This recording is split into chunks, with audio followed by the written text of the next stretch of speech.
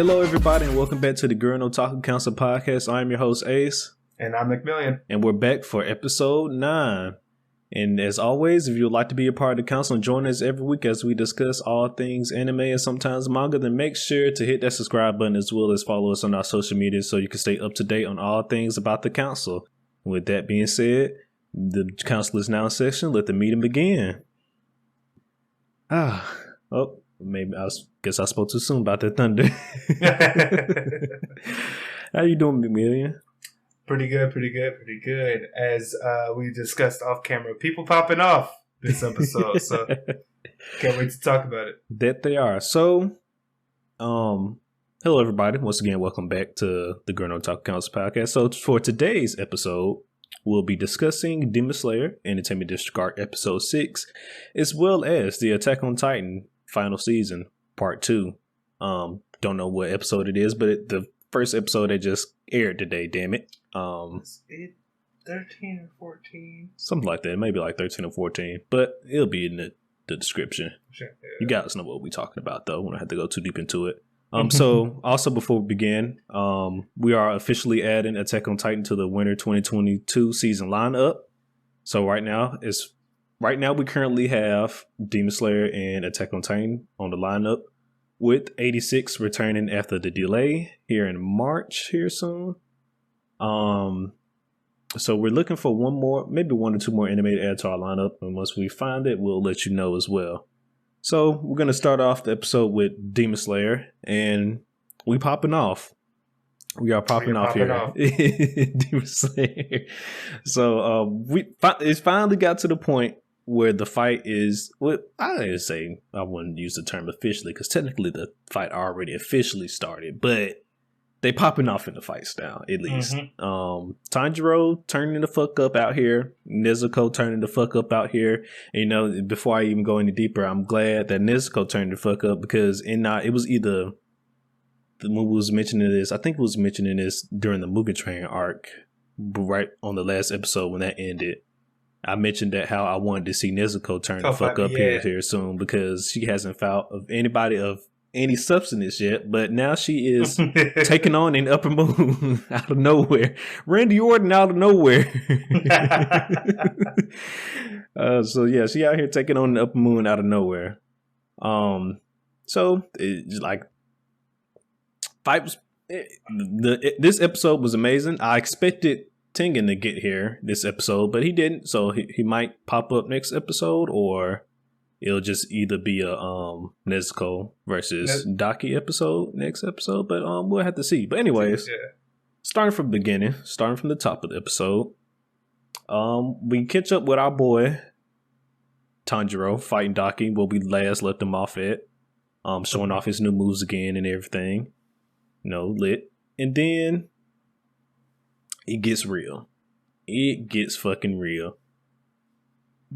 The rest of the list of Daki's little waistbands catch back up from when Tengen had destroyed them. They meet back up with Daki's body, morph into her, and she got like a power boost. I guess you can say this is almost how she normally is. She got a little power boost. Her hair color changed and everything. It's wild. She almost looked like a totally different person. Just wild. She turned up, got a little power boost. You went her Super Saiyan form, basically. Went Super Saiyan on him. And then she just, to show off how stronger she got, and she leveled an entire district with one attack.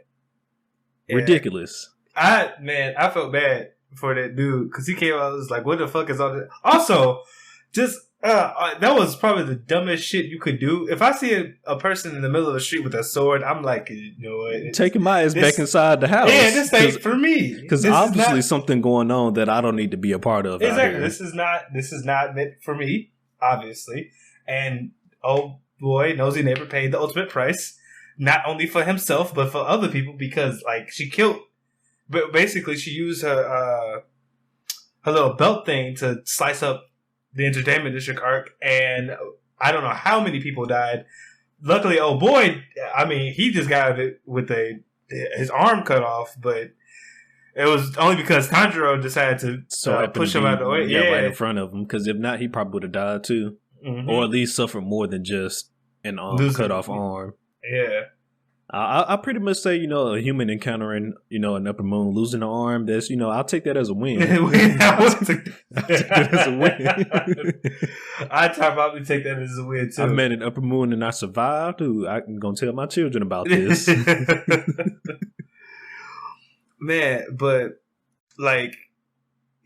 from that, but, man, could you have messed up any more, Daki, by doing that shit? Because you done pissed Tanjiro off. You done pissed Tanjiro. So this, I think, now that you mention it, this probably has been the most upset we've seen Tanjiro besides, when what's his name? Enmu? Not Enmu. It's, Yokasa?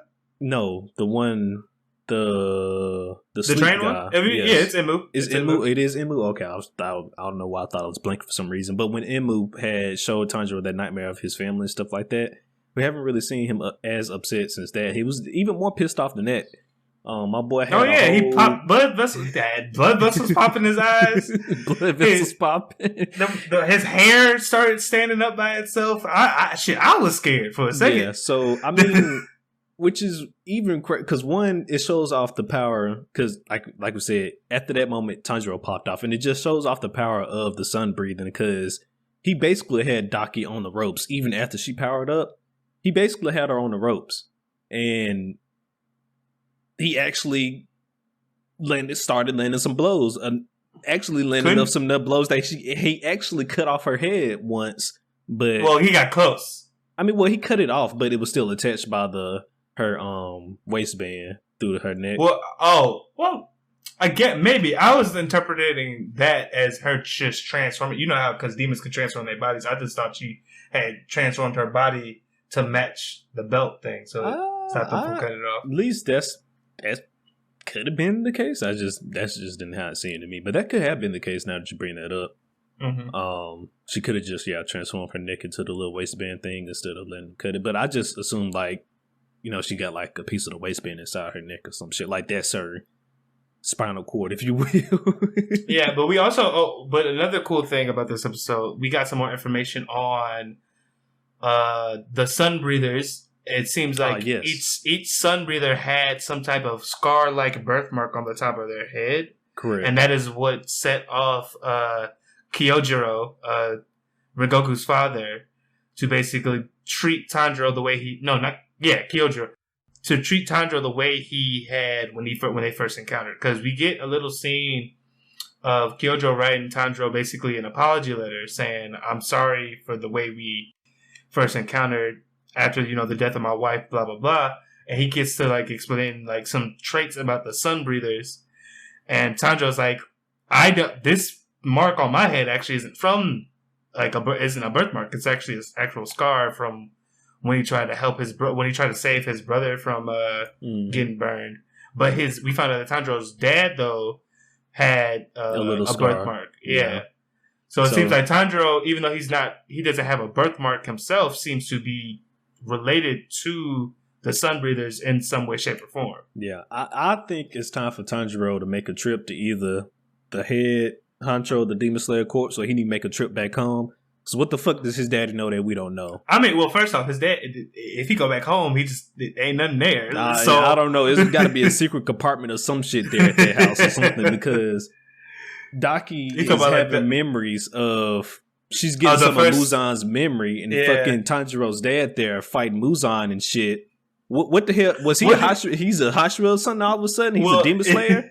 Well, I don't think that was Tanjiro's father. I think that was that might have, if it's Muzan's memories, it's probably one of the first Demon Slayers. That looked like Tanjiro Pappy. And if that wasn't Tanjiro Pappy, I said he might be a relative of the Sunbreathers. That could be. That looked like Tanjiro Pappy, and if it ain't his pappy, it's one of his great grandpappies. Okay, because ain't no way that man looks just like him. But I guess that will also explain though why Muzan wants Tanjiro dead though, technically, because I guess he knows what he could be capable of, and he wants to go ahead and.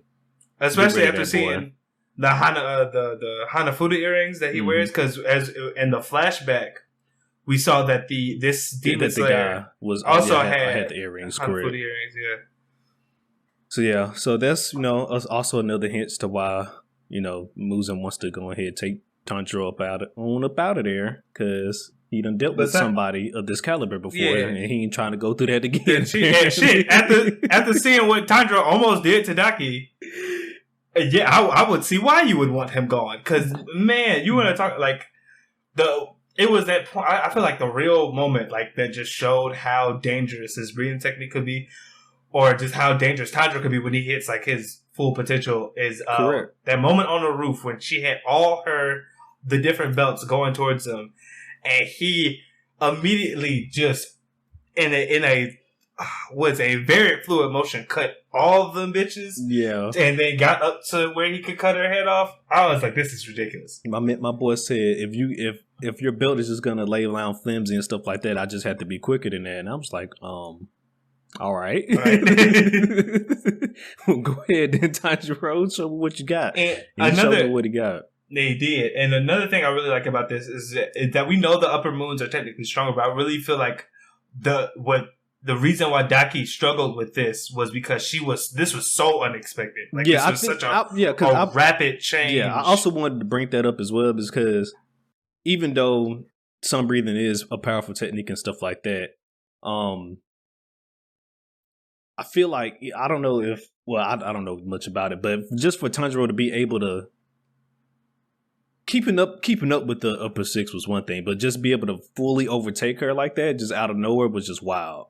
Yeah, because I was contributing because you obviously see not only like in her thought process, but in the way she was reacting, that this totally caught her off guard, and it made sense because I mean this is a woman who's taken out like multiple Hashira before, so to see this drastic change probably just completely just blindsided her, and then not only to that point, but like we knew this wasn't going to last for long because lo and behold. Right before Tanjiro like might have gotten the final hit in, we get Tanjiro hears the voice of his brother, and it's like, was this his brother? Yeah, it was one of his little brothers. His brother, yeah, one of his little brothers, and begging him to stop. And Tanjiro notices how much pain his body is in. Yeah, we was telling him to breathe because apparently he wasn't breathing. Mm-hmm. So he probably like took one. I guess they haven't really explained that the total concentration breathing. Do they like take one deep ass breath, or was it just multiple deep ass breaths?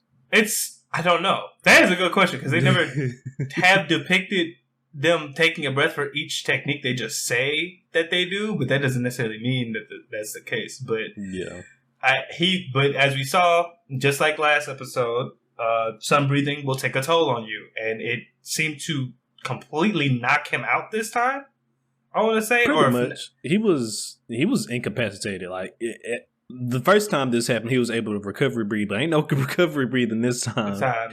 He couldn't catch his breath, and he was coughing up blood and stuff constantly. He basically gonna be out of there for a hot little second. So and just like the true shit talker that she is, she was like, now I got your ass. Like, motherfucker, you was just getting whooped, and this man having heart palpitations, and all of a sudden is now I got you. That's not important. That's not important. She said, "I'm the last one standing." That's the key. That's the thing you got to focus on. But luckily for Tanjiro and everybody else, our favorite little sister comes in at the last minute and bosses the fuck up.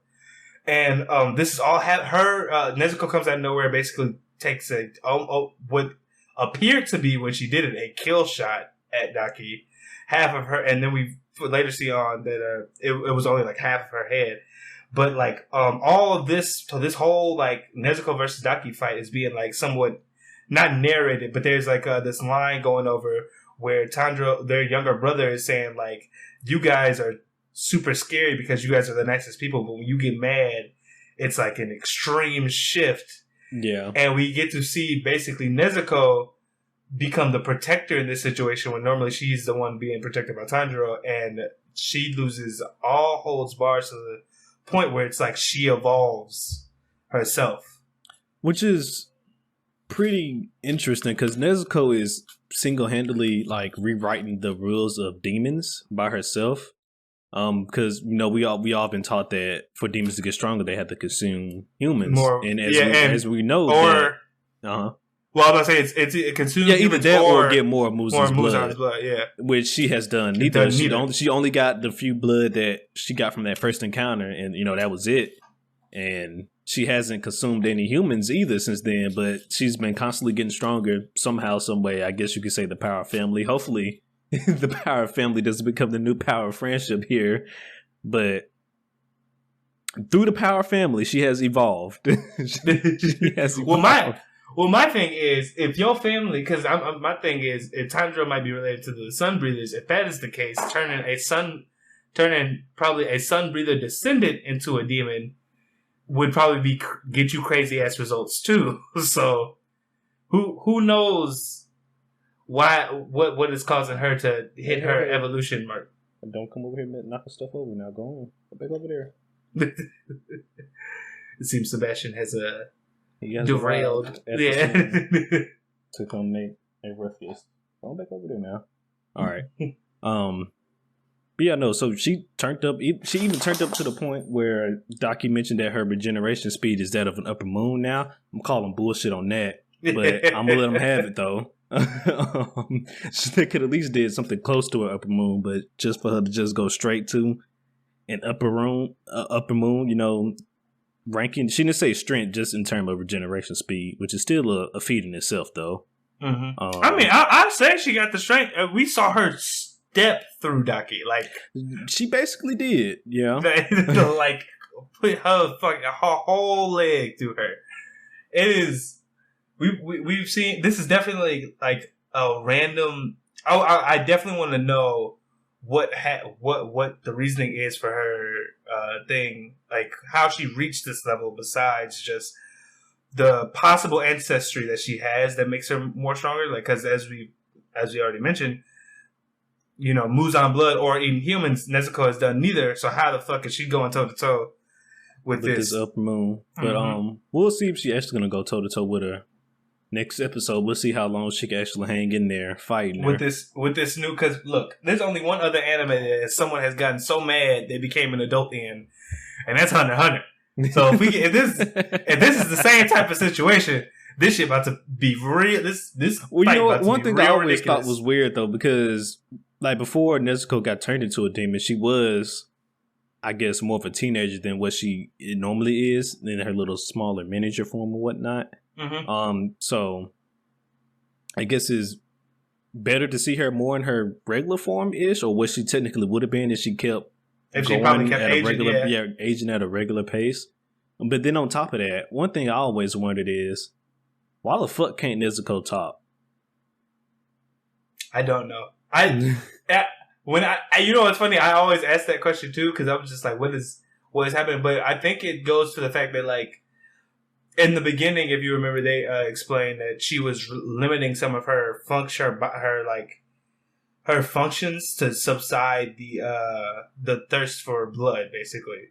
So they did her body so she wouldn't thirst for it as much. But my thing is now it's like, oh shit, damn, if she go into this form, I wonder, is she gonna be able to recognize who is friend and who is foe now? We'll see. Damn. We'll see. Sister versus brother fight. We'll see. Oh fuck. But yeah, just everybody popping off this episode. Tanjiro popping off, basically almost won his fight with the upper moon, but alas, his power up wasn't gonna last long, which we already knew though, because it wasn't lasting long to begin with. So as soon as you try to overexert yourself, we already know it's not gonna last that much longer. But it was nice to see him pop off though, because I think we ain't seen Tanjiro pop off like this in a minute, boy.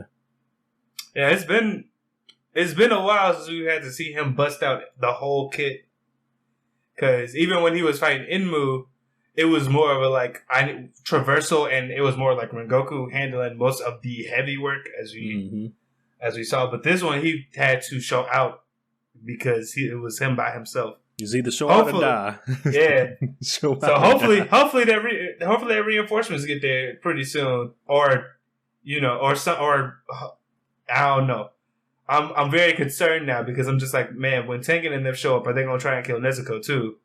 like what that's well, going to be. You already know Zenitsu ain't letting that happen. So yeah, true. I'm not even worried about that. Zenitsu, speaking of which, there was a funny ass scene at the end of the episode.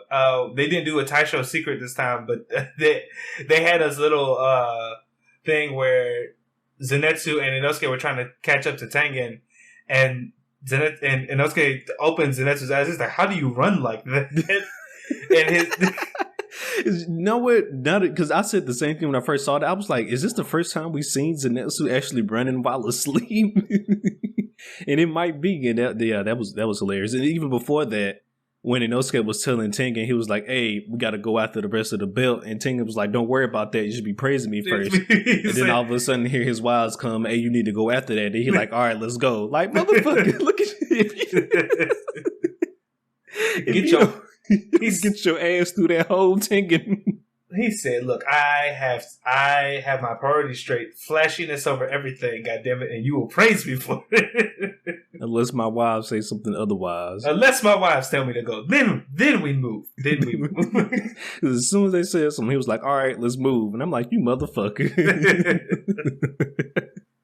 I'm tired of you, Tengen. Just get your ass to the scene, because you taking your precious time. We 6 episodes in, Tengen, and you ain't met the upper moon yet, face to face. Ace said, "Look, I'm trying to see a Hashira and the upper moon fight." Why am I 6 episodes in? I have not yet seen the animation for your moves yet, Tengen. I'm not understanding. I'm not understanding here. I need you to get it in gear.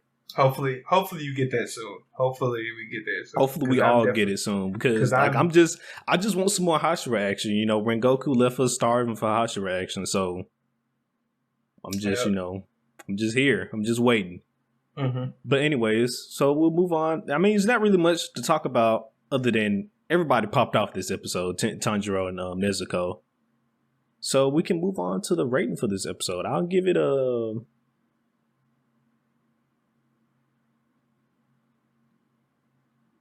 decent time. I'm gonna slap a 9 on that bad boy. Ooh, he busted out high. I'm gonna slap a 9 on that bad boy.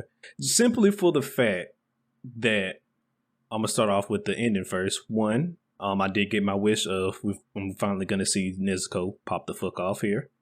And 2, our boy Tanjiro, he basically went up another level this episode. Like, Tanjiro is no longer the same, everybody. Like, after this episode, he is no longer the same. He is now a sun breather. He is here. The sun breather technique is here to stay. Pretty much, he's probably gonna be pulling off every fight from now on. Who knows? He'll get better, and he'll be able to sustain it the more he goes. Hopefully, that doesn't mean that water breathing is completely gone, though, because the animation for water breathing is still fire. So hopefully, we still get to see him use water breathing every now and then. But yeah. I mean, even if we don't get him, we at least still have Giyu. Oh, well, yeah, we still have Giyu. Yeah, you're correct. We'll still get the water breathing aspect from him. But yeah, I mean, Tanjiro, he has changed everybody. He's no longer really a water breather anymore. He's a sun breather. He is here to fuck you up once he fully mastered this. And he proved that with the upper 6. And then, I mean, it also good for Tanjiro, because he just mentioned, just from going to seeing him in the Mugen Train arc when he was just so helpless and defenseless to help out Rengoku. And then even after Rengoku's death, he was just mentioning, if only I was stronger, I could have helped save, Rengoku's life and stuff. Like his wish is finally coming true. He's becoming stronger. He can actually, maybe not up a 3 moon level just yet, but he can at least hold off an upper moon to a certain extent. He can at least, dabble with him and stuff like that. So, he's getting his wish. He's actually becoming stronger, and, he's going to be able to protect more people and, not let people die. Mm-hmm. Because that's Tanjiro's wish. He doesn't really want to let any more of his friends die, even innocent people. So he wants to get stronger to do that. And, here we are. Mm-hmm. Yep. With my rating, I will. I was thinking, I'm very. In my head, I was leaning more towards 8.5, but I feel like that's only because we didn't get to see a lot of Nezuko's pop off. Because I was like, at the end of the episode, I was like, more, damn it. More. I can't. at the same time, but you got to give her props though, because she popped off and she started handling Daki as well. So oh yeah, no. That's why I'm like, I'll probably give it a 9 as well. Like this is like definitely like a up there episode because not only do you get to see Tanjiro and his sister really like show how much they've grown over this journey. You also get a lot more of like backstory as far as like now you get to fully see what Muzan was so threatened about Tanjiro with. Besides like the earring thing and everything, we fully get to see like the person he reminded him of, and if this original Slayer seems to be so threatening that his memory is in Muzan's cells, which is crazy to think. It's not just in the person, it's in his DNA. This must be some wild ass shit. But like that was something that was like way in the beginning of the first season. Now we get some more, information on that as well.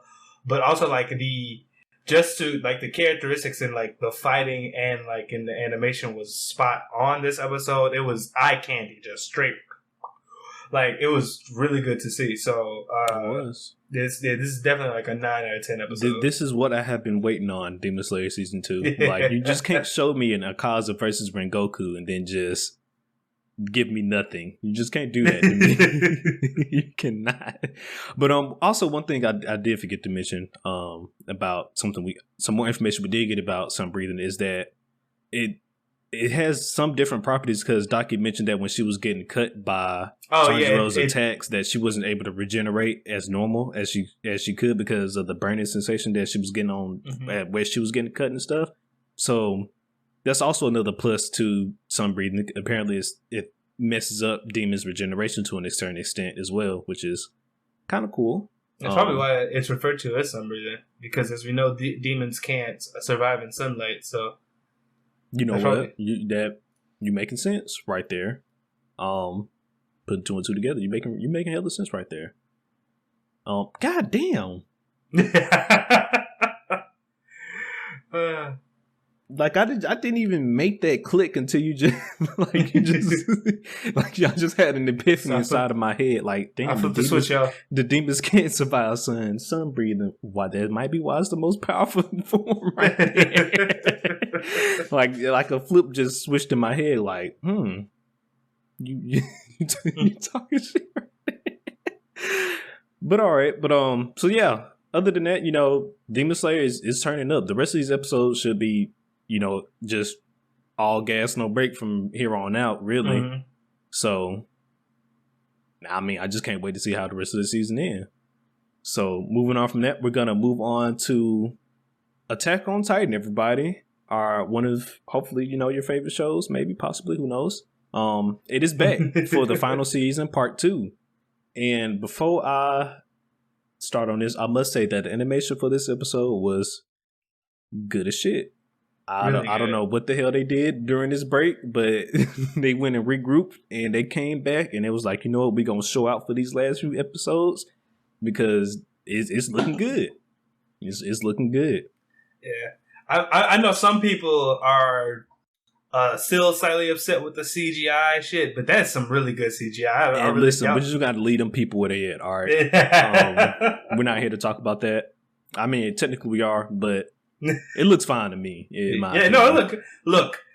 I don't know if Ace has seen it, but there's a show called Berserk, and as long as it's not looking like that, because that pissed me off, then we're good. Yeah, but so our boy Aaron and the gang is back in the anime. Attack on Titan is definitely probably one of the generation defining animes for, I guess you want to say this. Could you count this as a new gen anime? Yeah, definitely. Yeah. This came out. Yeah, this came out. What I want to say, this came out well after I feel like Naruto, Bleach. I mean, well, yeah, more than likely. But anyways, one of those generation defining anime of the new gen. Whether you like it or not, Attack on Titan has it's very, very popular. A lot. It was even more popular than I didn't imagine. Like it was getting when the final season started airing and stuff like that. Like it was getting like Demon Slayer and stuff level of like popularity and stuff like on social media and stuff like coverage. that. Hella coverage, and it was just amazing to see how popular that it actually has gotten from where it started. Because I know a lot of people personally like when they first started watching Attack on Titan, like they didn't like it, and they gave it another try, and now they just love it. One of my friends, he's not that great with like long drawn out mystery stuff, so he had to start it from the back to the front. He was like, "Don't ask me how, but if I hadn't watched it like this, I would have never enjoyed it." So you're saying he started from season like 3 or something? Yeah, and then went back, and he was like, "I love this shit." He was like, "If he had watched it forward, he would have not have enjoyed it as much." Interesting. I don't know. There are some people like that. There's some people who like seeing the answer and then reworking from that. I guess at least he went back and watched it. At least he's not a part skipper. You know, he just didn't say fuck the rest like season 1 and 2 like that. At least he went back and watched it. Because some people, I don't know how you do this, but they just skip parts in anime. It's like if it's a filler arc, okay, I understand. You can skip filler arc. It's not imperative to the story at all. You don't have to watch that. I completely get it. But canon arcs that people just be out here skipping and stuff, and I'm just like, who are you? Who are you? Who are you? Some people, man, they just want to get to the good shit. But man, and what's crazy though, I feel like Attack on Titan deserves all the popularity it's gotten because most stories with this type of premise, where you thought, oh man, we were the last people on Earth, and then it turns out we weren't, and then it turns out this is all the shit that most of those aren't as good or as well thought out as Attack on Titan. Because I could when I first started watching Attack on Titan, I said to myself, obviously, it got to be other people out there, but it's how they presented it and showed you it is other people out here. And then it's just like you said, it was just crazy how you learn all that stuff because one, that was the secret that Eren dad was basically holding out on this entire time. We thought it was the secret of Titans or something, but no, my man it was technically related to it. Was, yeah, but also it had another secret as well that hey, y'all ain't the only ones out here in the world. It's this other whole people island out here. Is because of some bullshit by another country. We here because of some bullshit. With just like you said, just finding all of that out was a ride.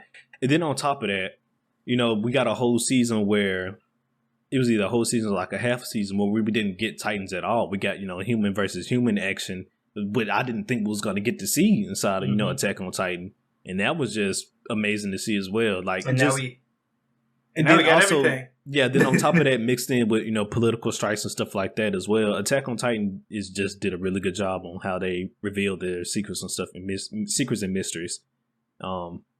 It's definitely good. For whatever reason, if you have not seen Attack on Titan, go watch it. I will say though, I can't. This is one of those animes I do understand if you cannot get into it because it is an acquired taste. The Titans will kind of throw you off here once you first see them if you haven't seen them before.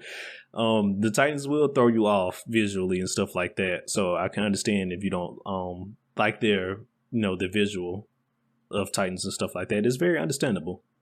But if you can get past that, definitely give it a chance. It's a good anime.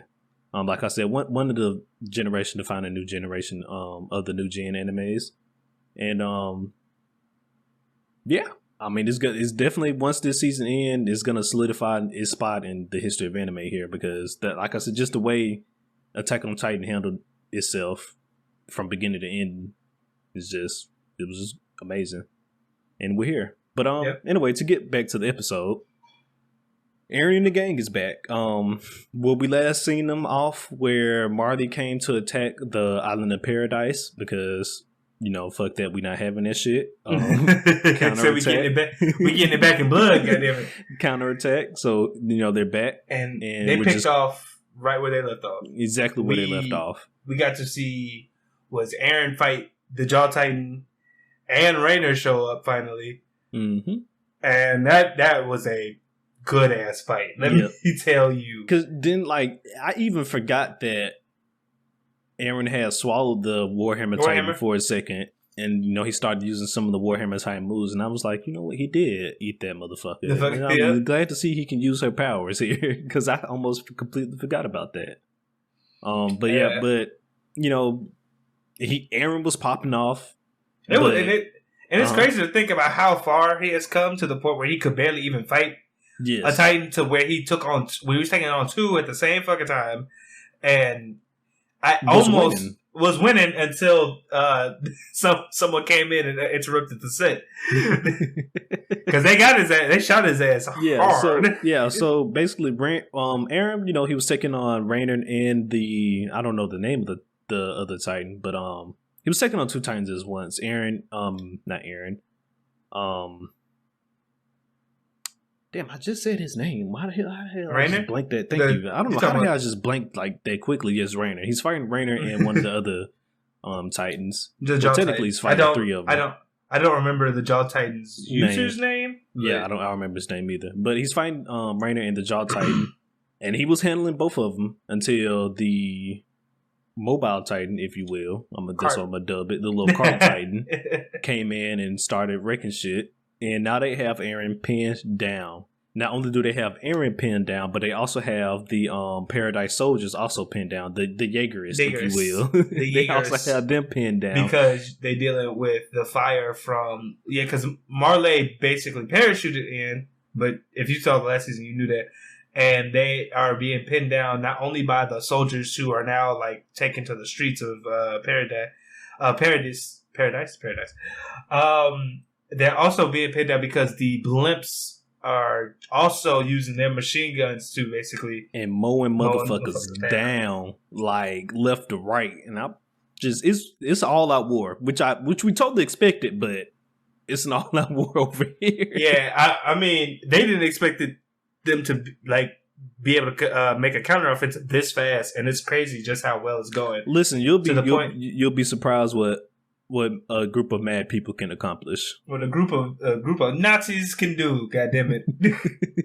You will be surprised what they can accomplish. But man, it got so bad to where we get our boy Al Capone being like, "Look, I know they just arrested y'all, but we need y'all help." And he goes back to the rest of the our lovely band of Recon Chorus, and they have a dilemma on their hands because they're debating right now what Eren's true intentions are with working with his older brother. Yeah, and before we get to Eren's true intentions, which leads us to our first question of the day, what would you have done in that situation if you was one of Eren's quote-unquote friends but then got betrayed? When that man came to unlock that cell and told you not have to fight for Eren, the guy who just betrayed you. Okay, well, it depends, I guess, on how close. Like, if I was Armin and he beat my ass, fuck that nigga. I'm not listening to reason after that beatdown. Fuck that. But maybe if I was like, if I was Kanye, I don't know if I'd listen either because they shot Sasha. Like these people, this whole thing got one of my friends killed. If I was further removed than that, I probably would have listened to Armin and be like, out of all we've seen, how Eren has retaliated, I don't think he would sign up for that euthanization plan, and I might be more inclined to at least try and hear Eren out on like what the fuck he's trying to accomplish from working with them. But it depends. But if I was Armin and I got my ass beat, no, it's a no for me. Dog. That's a no for me. It's a big no for me, dog. I was so surprised when Armin was like, guys, Eren wouldn't be doing this for these reasons. I was like, Armin, he beat your ass. I don't even care if you truly believe it. Get your revenge first. Yeah, at least I guess for me, if I was in that situation, I'll probably help just for the reason that one, I'm gonna defend my hometown. Can't let our home be destroyed either by Eren or these Marleyan motherfuckers. So I'm gonna go out there and fight just so our home doesn't get destroyed. And then two, right. I'll still probably be figuring out a way to handle Eren as one way or another because he betrayed us. And like Kanye said, I'm tired of getting betrayed, goddammit. I'm tired of getting betrayed. And so one way or another, somebody gonna have to pay for this. So I'm just going out blasting. Yeah, that is a good point. Fuck, I defend my homeland too, but he taking the sale afterwards. That's what I'm saying. Somebody gonna take this L one way or another. But first thing first, I'm gonna make sure home is straight. Yeah. After that, somebody got to take this L. Somebody still gonna have to see me after we make sure home is all right. Yeah, most definitely. Because I'm not gonna let my, I guess, struggle between me and Aaron and whatnot stop from defending the civilians and stuff like that. So I'm gonna go out there and, like I said, defend the home. But after that, he still got to see me, one way or another. Definitely. But going back to what you were saying earlier about what Aaron's whole plan is, I don't know what the fuck Aaron got going on. At this point, I don't even give a shit, to be honest with you. He is off the rails over here. Definitely. He is off the rails. Whether it be him doing the rumbling, whether it be him doing the euthanization plan, I don't know. I don't care at this point. He need to make up his mind. Because at one point we thought he was going to use the rumbling. Then they pulled this okie doke on this. Like, no, we actually going to put this euthanization plan. Make up your mind. What are we doing here? What are we doing here? Someone tell me what's going on right now. Because I'm interested. If you ask me, the rumbling don't sound like a bad idea. But that's just me, though. I mean, I'd rather do that than make it so that nobody else could have children. Like, fuck that shit.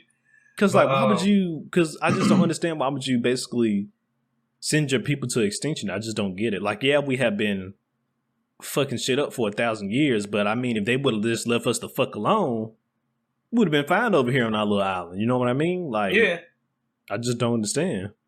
Hell, for the most part, they didn't even bother with... The only reason they started bothering with them was because Marley was like, shit, Titan warfare ain't working no more. We need some spicier. Let's go get the Fountain Titan to threaten everybody with the rumbling. They basically wanted to do the evil shit first.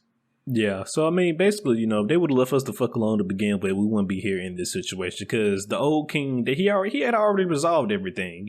I took my people. We on this secluded island.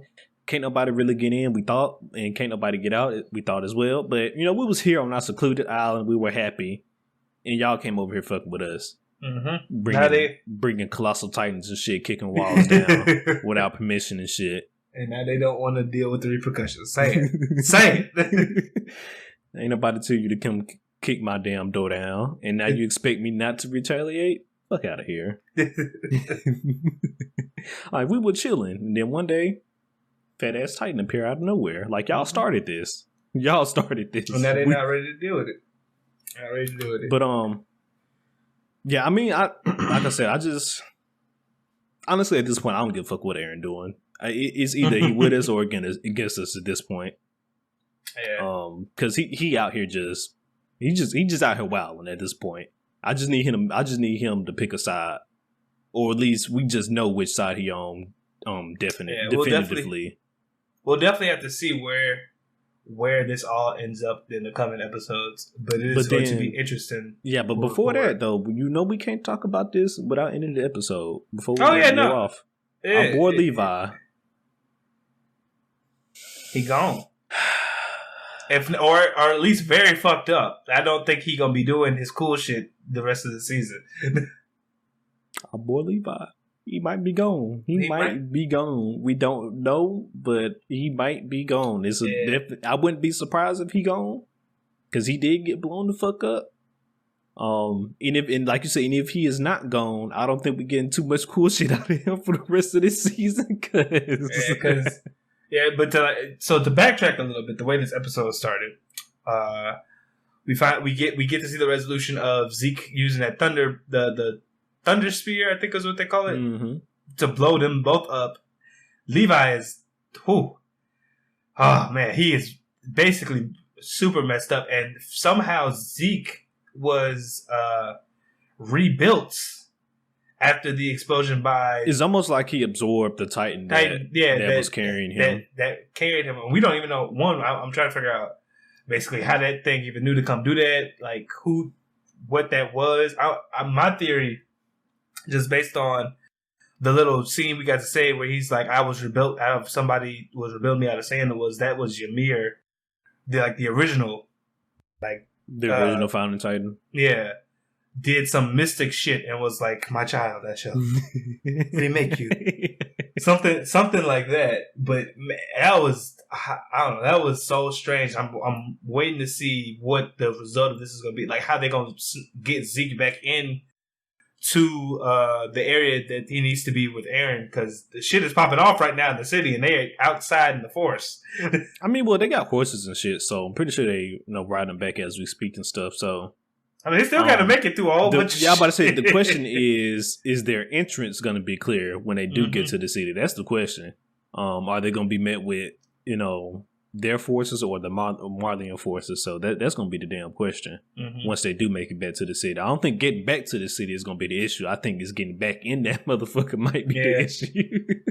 Yeah, with everything that they was throwing in the air. Because, once they traveling back to the city, they could potentially get spotted by the airships and stuff. They'd be like, is that... I know that ain't who I think it is. I know that ain't who I think it is. Shit, or get sniped from the cart titan or some shit. It's a whole bunch of shit that can happen. So like I said, I don't think getting back to the city is the issue. I think I'm gonna be getting back in that motherfucker. I think that's gonna be the problem. But yeah, I mean, I just everybody, the gang did decide to make their way to Eren and help him fight, because right now he is pinned down, as we mentioned. It's not looking good for him, but the Colossal Titan is on the way to help him. Armin ain't gonna let that slide, even though I'm probably with you. If I was Armin, I probably would say fuck Eren at this point. But here we are. He gonna come through there with the Colossal Titan, fuck a lot of shit up. So don't know if there's gonna be the next episode or the episode after that, but we know what's coming here sooner or later.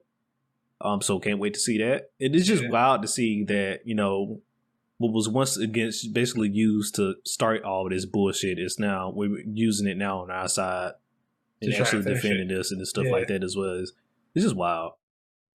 Like I said, just all the mysteries and stuff, the way they unveiled them about the Titans, they did a really good job of that shit. And now it's time to rate this bad boy. I'll let you go first on this one. This is an 8. This is a great way, I feel like, to bring the season back. The only thing I feel like I don't know if I'm maybe I'm like putting too much on it. I just wanted to see more because it was just they left us off on a huge cliffhanger, and then they came back, resolved it, and then we get another one. Because at this point we don't like the way they left it was like, oh, Eren seems like he got his ass beat. And then we also don't know like what the resolution with Zeke is, with Zeke's coming through and stuff like that. And then we know that it seems like his friends have decided to try and help him out, so hopefully save him. But he's not in the best. Eren is not in the best situation right now. Yeah, like there's a whole bunch of questions left unanswered. And while I don't think necessarily that should dock at any points, I just feel like there was. I don't know, more I wanted to see. So this is like probably like a very strong 8 leaning on a 9. But this is a very good way to come back. This is how it should be done. Yeah. You give me the story, the plot, the intrigue, and the fights. Everything was hit. So all in one. No, I gotta agree with you. Solid 8. Attack on Titan came back swinging, both figuratively and literally. They came back swinging. Like you said, they literally started off where we left them. And kept it pushing.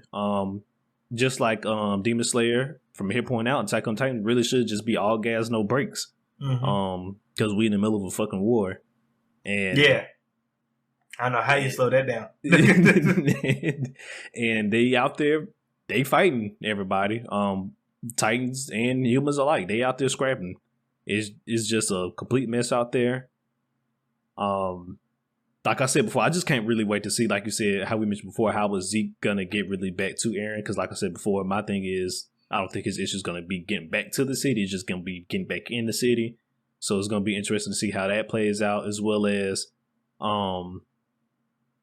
when the help does come, how is the Marleyan forces going to respond to the counterattack from the people of Paradise? How are they going to respond to that? Because right now, the Marleyans have the upper hand.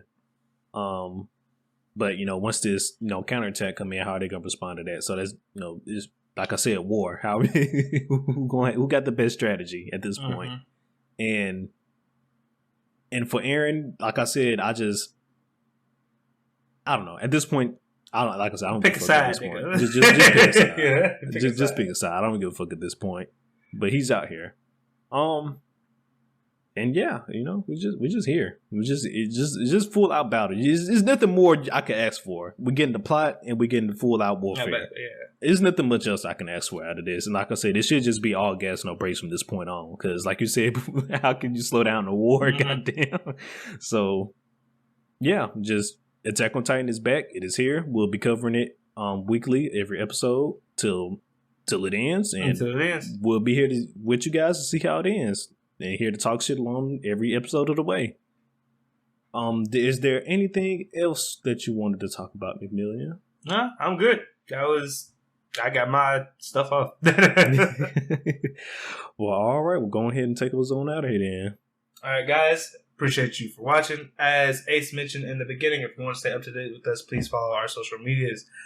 For Twitter, that will be at Gurren Otaku's. Yeah. At Gurren Otaku's for Twitter. And on Instagram, we are Gurren Otaku Council. Also, if you're listening to this on any of the streaming platforms, do consider to give the channel a follow, whether it be Spotify, Apple Podcasts, Google Podcasts, and on YouTube. Please consider hitting that subscribe button. And as always, thanks for coming and enjoying the council meeting. We are adjourned. Peace, guys. Peace.